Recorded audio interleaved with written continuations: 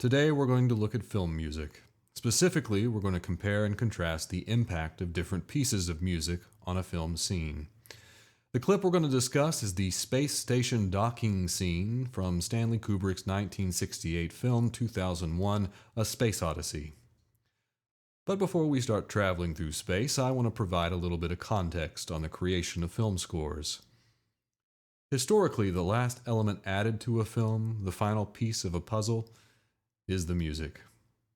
So after spending countless hours tweaking and manipulating every frame, many directors become terrified at the thought of handing over control of their film to a composer.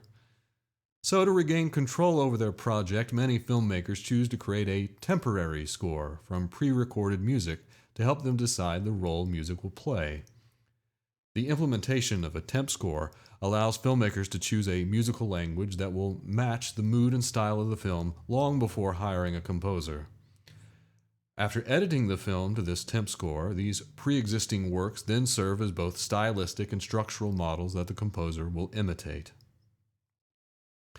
Sometimes these temp scores become a considerable headache for film composers. In his book Torn Music, Gurgly Hubai says, "There are countless horror stories about composers being told to ape temp tracks. Occasionally, when such demands are not met, a production will simply license some of its temp track music and use that in lieu of original cues. Recently, this practice seems to have become more frequent."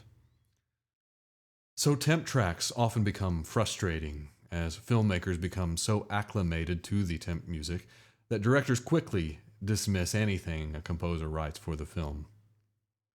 Stanley Kubrick's 2001 is a powerful example of this process. Kubrick's perhaps the most influential director in film history, and he despised the thought of turning his work over to someone else to complete. According to Kubrick, however good our best film composers may be, they are not a Beethoven, a Mozart, or a Brahms. Why use music which is less good when there is such a multitude of great orchestral music available from the past and from our own time? When you are editing a film, it's very helpful to be able to try out different pieces of music to see how they work with the scene. Well, with a little more care and thought, these temporary tracks can become the final score. So, rather than turning the film over to another individual to score it, Kubrick prefers to sample thousands of recordings for each musical cue. Now, many commentators misunderstand Kubrick's musical choices. They pass them off as being cliched or too obvious, stylistically mismatching his visuals. We're going to dig a little deeper. So the first sequence of 2001 is called The Dawn of Man, and it contains no dialogue and minimal music. The still photographs present a desolate planet, and within this harsh world we slowly begin to see a few skeletal remains. The first signs of life are those already dead. Several apes and tapirs appear, struggling to survive on the minimal resources of this prehistoric world. These herbivore scavengers are defenseless against leopards and other more powerful predators. We see a tribe of apes gathered around a precious watering hole. And then a rival ape tribe gains access to the water by intimidating the first tribe, and without making physical contact, the first tribe retreats in defeat. The conquered apes cower through the night against an outgrowth of rocks for protection. They're alarmed and frightened by the snarling of nearby predators, and at dawn, the apes awaken to discover a new intruder in their midst. As in their waterhole skirmish, they try to intimidate this foreign encroacher by howling and jumping, all while maintaining a safe distance, of course. One by one, the apes gain enough courage to approach this alien object, touching it with wonder and amazement. This object is now known as the monolith, and it doesn't appear to be of this world.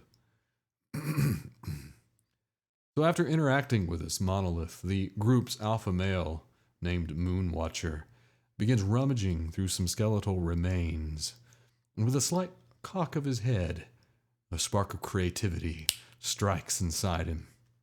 He lifts a femur bone out of the pile and lightly begins tapping it against the remaining bones, and realizing the potential of his newly discovered weapon, he starts to crush all of the bones. So now, by striking down tapirs and other animals, Moonwatcher has gained access to a new food source: meat. With newly gained strength and energy, they return to the watering hole armed with bone clubs. The apes currently in control of the watering hole react to this rematch in their usual way, leaping and shouting to convey their power and authority.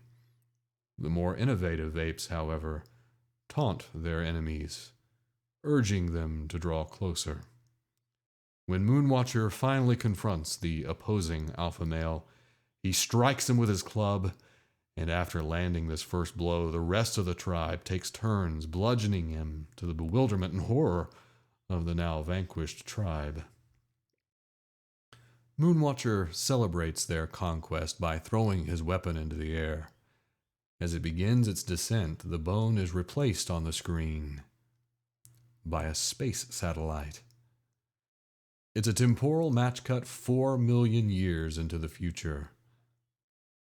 An early version of the script for 2001 identifies this space vehicle as a nuclear weapon. So the most primitive weapon of mankind is linked to the most advanced and the most destructive. And so we finally arrive at our scene. And in the next video, we will watch the scene and discuss the variety of musical options Kubrick had in front of him. Thanks.